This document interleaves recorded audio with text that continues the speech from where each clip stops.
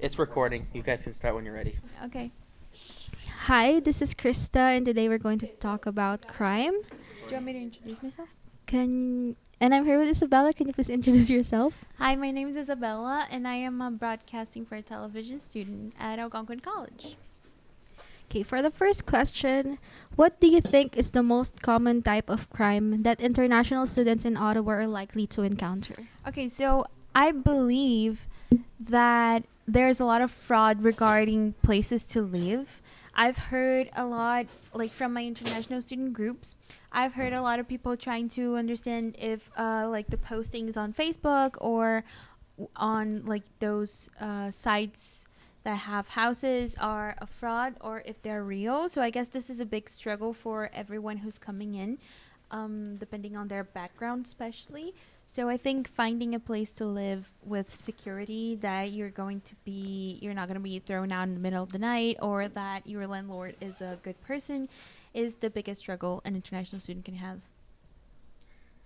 Next, have you noticed any differences in crime rates or types of crime in Ottawa compared to your home country or previous place of residence? Oh yeah, definitely. Back in my city, I live in a pretty big city. It's called São Paulo in Brazil, and the crime rates there are really, really high, to the point that we have a lot of fear of coming out of our houses to go to the supermarket or stuff like that, and we're gonna be like robbed in the street and stuff like that. So coming here, it was a big difference for me when I got to walk on the street, like holding the simple act of holding my cell phone in my hand or talking to my family on FaceTime while I was just like going to Loblaws or something like that. That was a huge difference for me. Actually, when I came back during Christmas break, I was walking down the street, like looking at Google Maps, when I noticed, I was like, oh no, I cannot be doing this in here. It's just Canada privileges only. So I guess this fear of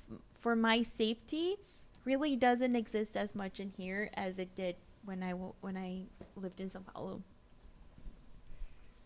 Next, do you think there are any unique challenges or vulnerabilities that international students at Algonquin College face in terms of crime and safety? And if so, how can this be addressed? Okay, so earlier this month or last month, I was looking at the newspaper for something, and I saw an announcement that a girl that came, she wasn't an international student, she came from another city, I think. She was murdered by her like her landlord, or the person that lived, her roommate. So this triggered a little bit of fear in me, regarding, again, like places that we live. I think for international students this is even worse because we don't really know anything about here before coming.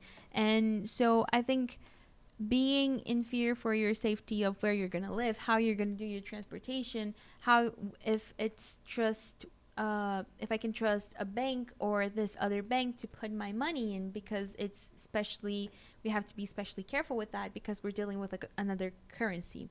I feel like we're vulnerable in those aspects of life, like living, transportation, finance, because everything is different for us. So I guess taking always good care of checking the background of your landlord and stuff like that is really important for us. Mm-hmm. I'm actually getting some really good answers here. Next, how do you think Algonquin College can better support international students in terms of crime prevention and safety awareness? So before coming, I actually had a series of workshops that taught us basic ways of living in Canada. So I remember you guys joked about it, but there was a one about surviving the cold and stuff like that. I think Algonquin College does a really good job at supporting international students in this way. I feel like those workshops and lectures about how to deal with insurance or finance or finding an affordable place to stay where you can feel 100% safe would be really nice. I know they do that. online mostly, but I would rather have it in person because I don't know, I feel like I would commit better to showing up and understanding and actually listening to the lecturer. But overall, I feel like Algonquin College does a really good job at supporting international students. That's part of the reason why I came here. But yeah, that's it. It's kind of it. Thank you. And lastly, have you or anyone you know experienced any form of crime or harassment while studying at Algonquin College? If I so, oh, how did you or they handle the situation? Okay, so I know harassment. I fear for that a lot. I've heard some stories about people mocking accents and stuff like that. Well, I feel like we don't actually we don't tackle this problem as much as we could. But about like crimes and criminal stuff, I have heard from like the international people group a lot of people trying getting scammed by those landlords that sell a house that actually doesn't exist, or put up a post about like, oh, here's a bedroom, a ground floor bedroom for $500 a month. It's not actually true, and they show up and they have no place to live. They end up like trying to find somewhere else to go, and they actually rely a lot on the college for that because it's pretty easy to get scammed. So I guess that dealing with that, the way they dealt with it was that they reached out to the college and they asked for help, and usually there's like two representatives of the international students here that actually help them. But overall, I've never seen a serious crime being affecting an international student in general. Yeah. Yeah, that's just it. Thank you.